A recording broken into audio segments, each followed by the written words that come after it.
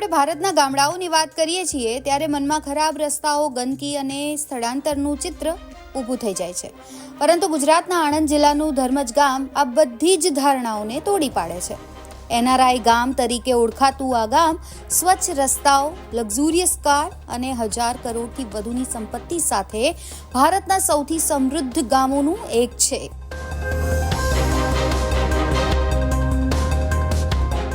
આ ગામ ફક્ત આર્થિક સમૃદ્ધિ જ નથી દર્શાવતું, પરંતુ તેના લોકોના પોતાના વતન સાથેના ગાઢ જોડાણની વાર્તા પણ રજૂ કરે છે. ધર્મજનો પાયો 19મી સદીમાં નાખવામાં આવ્યો હતો. સમયની સાથે લોકો રોજગાર અને વેપાર માટે વિદેશ જવા લાગ્યા, પરંતુ માતૃભૂમિ સાથે છેડો ન ફાડ્યો. પરિવારનો કોઈ સભ્ય વિદેશમાં સ્થાયી ન થયો હોય તેવું ભાગ્યે જ કોઈ ઘર હશે.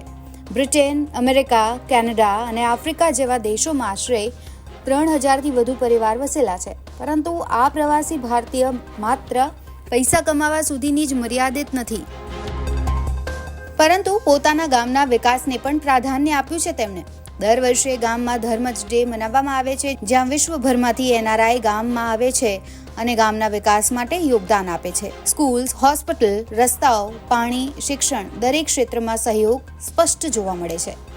10,000ની વસ્તી ધરાવતા ગામમાં કોઈ પોલીસ સ્ટેશન નથી. જો ક્યારેક વિવાદ થાય તો ગામડાના વડીલો, પંચાયત અને યુવાનો પરસ્પર સહમતિથી સમસ્યાનો ઉકેલ લાવે છે. સ્થાનિકોના કહેવા પ્રમાણે તેમના પૂર્વજોએ કહ્યું હતું કે તમે વિશ્વના કોઈ પણ ખૂણામાં જાઓ, પરંતુ તમારા મૂળને ન ભૂલતા. આ સંસ્કાર આજે ધર્મજની ઓળખ બની ગયા છે. ગામમાં નથી કોઈ પોલીસ સ્ટેશન અને આ ગામને વિશ્વમાં એનઆરઆઈ ગામથી ઓળખવામાં આવે છે. આ ગામમાં પ્રવેશતા જ કોઈ વિકસિત યુરોપિયન શહેરમાં આવી ગયા હોય તેવો લોકોને અનુભવ થાય છે. આ ગામની આર્થિક તાકાતનો અંદાજો અહીં આવેલા બેંકમાં 8,000 કરોડથી વધારે રકમની એફડી હોવા પરથી લગાવી શકીએ છીએ આપણે. આ ગામમાંથી 13થી વધુ બેંક છે. આ ગામનો ખેડૂત પણ કરોડપતિ છે અને ગામનું અર્થતંત્ર પણ શહેરને ટક્કર મારે તેવું છે. ધર્મજ ગામમાં હાઈ સ્પીડ વાઈફાઈ, આધુનિક ડ્રેનેજ સિસ્ટમ અને 24 કલાક પીવાના પાણીની વ્યવસ્થા છે. સ્વાસ્થ્ય સેવાની વાત કરીએ તો અહીં hospitals, gynaec centre, physiotherapy clinic તથા અન્ય તબીબી સેવા ખૂબ જ ઓછા ખર્ચે ઉપલબ્ધ છે. આ ઉપરાંત અહીં જલારામ મંદિર પણ છે, જ્યાંથી કોઈ પણ વ્યક્તિ ભૂખ્યું જતું નથી. આ ગામ માત્ર તેની આધુનિકતા જ નહીં, પરંતુ 100 વર્ષ જૂના હેરિટેજ માટે પણ જાણીતું છે. ગામમાં આજે પણ ઘણા મકાનોની દિવાલ પર મોર, કૃષ્ણ, હાથી અને પૌરાણિક કથાઓની કલાકૃતિ કંડારેલી જોવા મળે છે. ગામ લોકોનું કહેવું છે કે અમારું ગામ પહેલાથી જ એડવાન્સ છે. દર વર્ષે જાન્યુઆરીમાં ધર્મજ ડે આ લોકો સેલિબ્રેટ કરતા હોય છે અને આ અવસર પર દેશ વિદેશમાં વસતા લોકો આવે છે.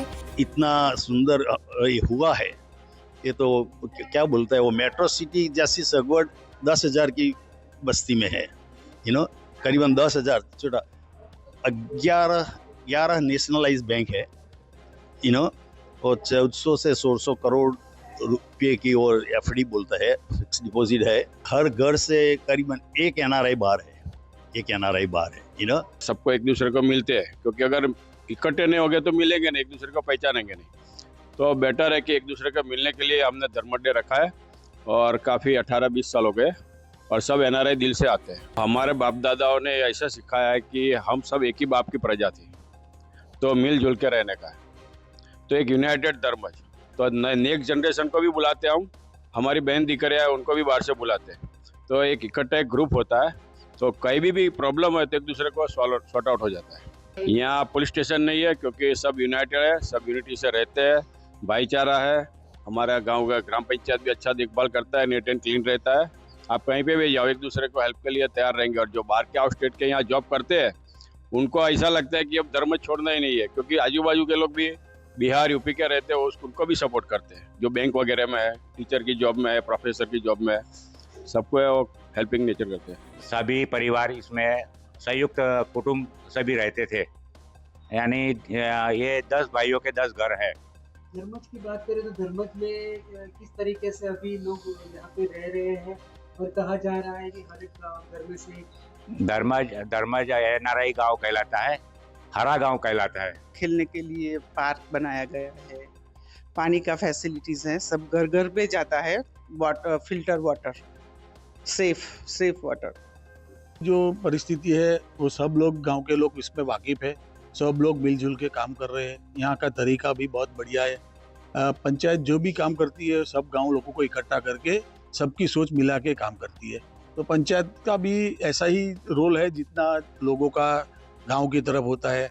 जहाँ टैक्स भरने की बात आती है, पंचायत को कभी ज़रूरत होती है तो भी सब लोग पंचायत को मिल के काम कर रहे हैं और इसी तरह से बहुत वर्षों से काम कर रहे हैं और काम चलता है। घर आप देख रहे हैं, ये 100 साल पुराना है।